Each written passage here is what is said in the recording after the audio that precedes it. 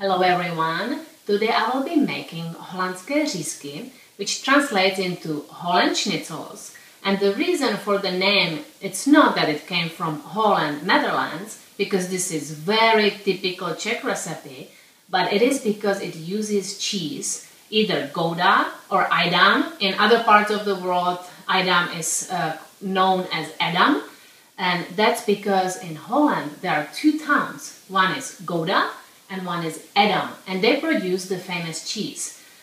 So for this recipe, traditionally you would use either Gouda or Edam. But you can also use Swiss cheese, which works really well. But today, because I like to stick with traditions, I'm going to use Gouda that's actually imported from Holland, and it works amazing. So let's start with the recipe. And I will pair it with mashed potatoes, but I'm not going to show you how to make them because I already made a video, so you can look at it, or you can pair it with any other potato side dish. We will need 1 pound pork, ground pork, but I have a hard time finding actually ground pork, so I will be grinding myself and I will show you what I'm using.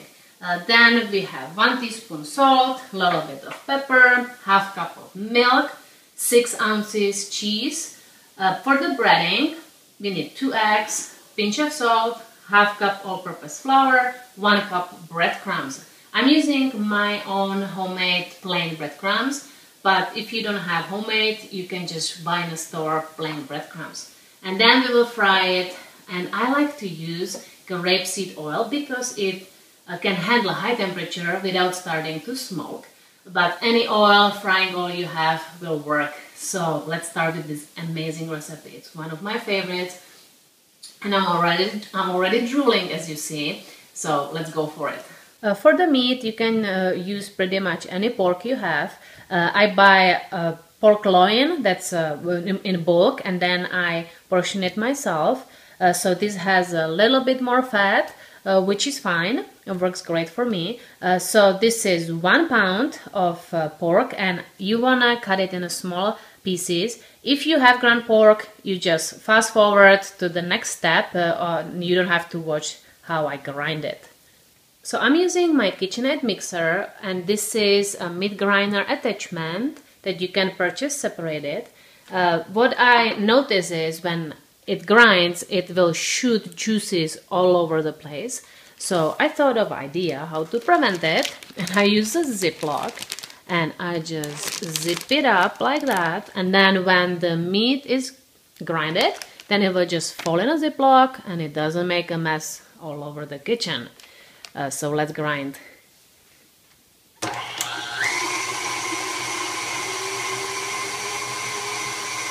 Now I just put meat in, and then with this I push it in, and it will start coming out, and it's done in no time.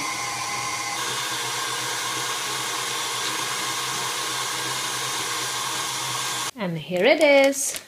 Just make sure that this is very zipped up, all tight, so it doesn't fall while you are grinding. And now we can continue with the recipe. So here is 1 pound ground pork. Let's add 1 teaspoon salt, a little bit of pepper. Now we'll mix this. Add half cup of milk. This is amazing. The meat will actually soak up the milk and it will be so tender. Now set it aside, and we will need to shred the cheese. So here I have a grater, and I will use the large openings, which will be faster, and 6 ounces of Gouda. So the cheese is shredded, and now we will add it to our meat mix. There's still a little bit of milk, but see? Now it's all soaked in. So we will add this. Now you mix it all together. This is perfect, and now we can prepare our breading. You can also make it ahead of time and leave it in the fridge overnight, which I will do because I like to have it fresh. So I will just make right now for myself a few, and then I will put the breading and this in the fridge, and you need to cover it up, and the next day is even more tender and amazing. So for the breading, first one will have all-purpose flour, the second one will have 2 eggs, and we will add a pinch of salt. And you also want to whisk these. I just like to use the fork, or you can use whisk. And third one will have plain breadcrumbs, 1 cup. Most likely we will not use all of the breadcrumbs, but it's easier to bread if there is more.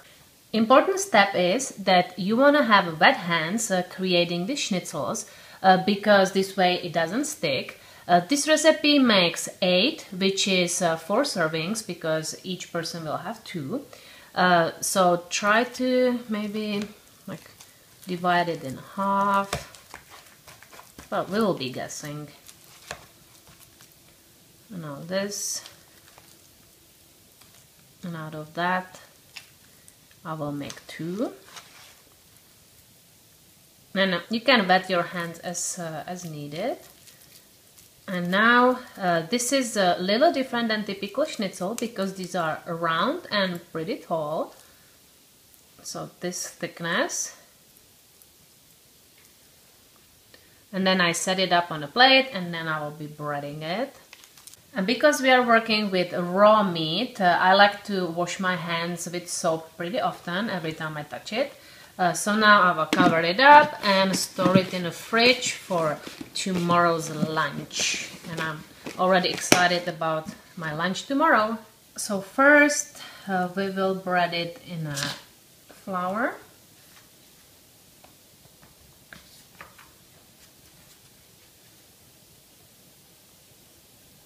Just try to shake off any excess. And be gentle so they don't fall apart.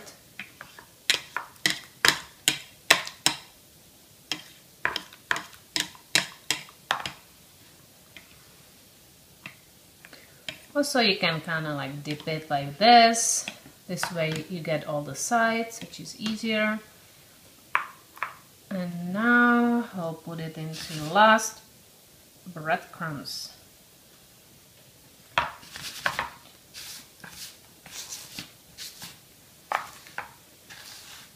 And gently press it on there. Shake off any excess, and now this is ready to be fried. When you try to pick it up from the plate, it tends to stick to the plate, so just carefully pick it up so it doesn't break into pieces.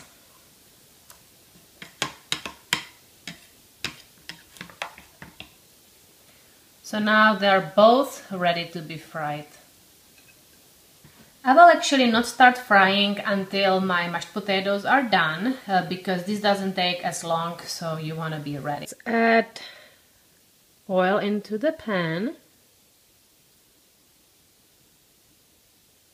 You don't want to do too little, because the schnitzels are pretty tall. Let's turn on the heat to medium, which on my stove that would be number 5, because you want to cook it, you want to fry it slow. Because it's so thick that it needs to be really well done also in the middle, so you don't end up with the raw meat.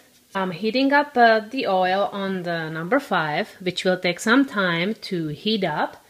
And then the way that you can test it is that you take a little breading and then put it in. But I will wait a little bit until it's hot. I found a little piece of breading, so I will drop it in. And when we see that it bubbles up, then we know that it's ready, but the oil is not hot enough because the piece is not bubbling or sizzling, so we will have to wait. It's bubbling up now, so I think the oil is hot enough. So let's put them in.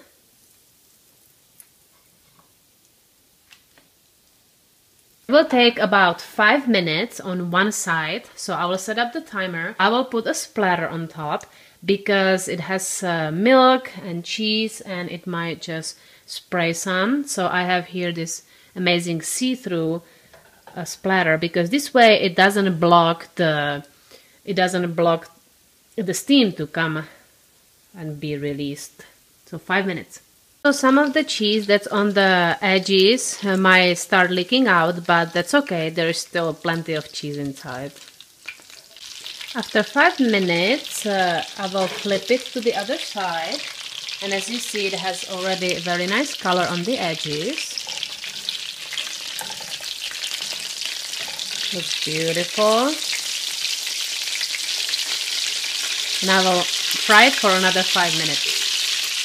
I wish, guys, you would smell this. It smells so amazing. The 5 minutes is almost done, and I wanted to show you. I also have prepared a plate with a paper towel, or you can do napkins, to soak up some of this oil. I just turned it off, and the other side is also well done. Now I will transfer it to my paper plate. Plate with paper towel. And now I will let it sit for a little bit here, and then I will cut it in half to show you how it looks on the inside. Let's cut into this, and it did soak up some of the oil, as you see.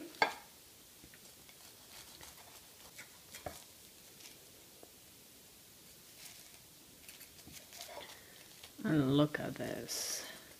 Let me get it. Oh! Did you see those juices coming out? It's amazing. So see, there is the cheese and it's so juicy. So now I will pair it with my mashed potatoes and I go eat. So here is my meal, and I have it paired with mashed potatoes, plenty of parsley from my garden. Look how big the parsley is. It's amazing. And some tomatoes. You can pair it with whatever you like, even like a vegetable salad or something. So let's try this, and I already know that it's incredible because that's just amazing meal. It's so juicy and tender. I love this meal so much.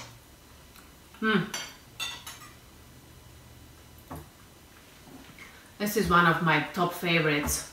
I don't know if first one, but it's up there because it's just so juicy, and the cheese is incredible flavor and the crispiness of the breading on the outside. So I really hope you give it a try because it's definitely worth it and you will not regret it. You will thank me because it might become your favorite as well. So I hope that you have a great rest of the day. Bye, guys.